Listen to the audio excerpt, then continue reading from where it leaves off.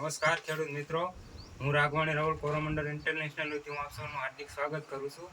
આજે આપણે પ્રગતિશીલ ફાર્મરની વિઝિટમાં આવ્યા છીએ, જે આપણે કોરોમંડળનું સલ્ફામેક્સ વાપરે છે. જે પાયાનું ખાતર છે, જે ઘણા ખેડૂતો તેને ડાળિયા સલ્ફર તરીકે પણ ઓળખે છે અને ઘણા ખેડૂતો ડાળ તરીકે પણ ઓળખે છે.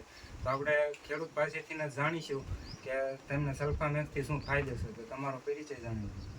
મારું નામ રમેશભાઈ ખોડાભાઈ રોજાસરા, ગામ અલમપુર, તાલુકો રાણપુર, જિલ્લો બોટાદ. મોબાઈલ નંબર છે 7300 171456. તો રમેશભાઈ, તમે જે આ સલ્ફામેક્સ કેટલા વર્ષથી વાપરો છો?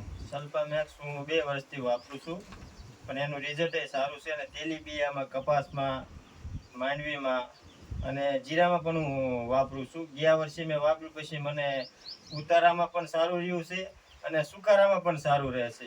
અને આપણી જમીનમાં સલ્ફરની ઉણપ પણ છે. મેં તો જો કે જમીનના લેબ હતક કરાવેલું હતું, મારે સલ્ફરની ઉણપ હતક આવેલી હતી. તો તમે ખેડૂત મિત્રો જાણી શકો છો કે સલ્ફરના કેટલા ફાયદા છે. તો આપણે જે કોરોમંડળનું સલ્ફામેક્સ આવે છે તેના વિશે વાત કરું તો તેના 3 પ્રકારના દાણા આવે છે, જે છોડને જરૂરિયાત પ્રમાણે જ્યારે તેની જરૂરિયાત હોય ત્યારે તે મળી રહે છે. જે આ સલ્ફામેક્સ છે જે 8 દિવસથી લઈને 120 દિવસ સુધી મળતું રહે છે. વધારે વાત કરું તો તેલીબિયા વર્ગના પાકો જેમ કે કપાસ છે, મગફળી છે, તેમાં તેલનું પ્રમાણ વધારે છે. તેલનું પ્રમાણ વધારશે તો વજન પણ વધશે અને ખેડૂતોનું ઉત્પાદન આપોઆપ વધશે.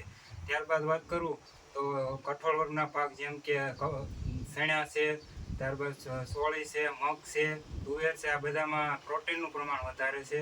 અને તીખાશ વર્ગના પાકો જેમ કે મરચી છે, લસણ છે, આ બધા પાકોમાં તીખાશનું પ્રમાણ વધારે છે.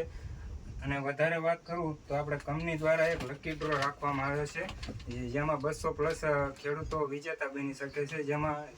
જેની ઓલી છે, પહેલાં QR કોડ સ્કેન કરવાનો છે.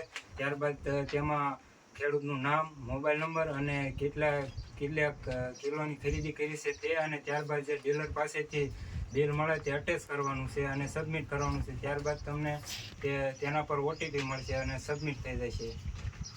આભાર.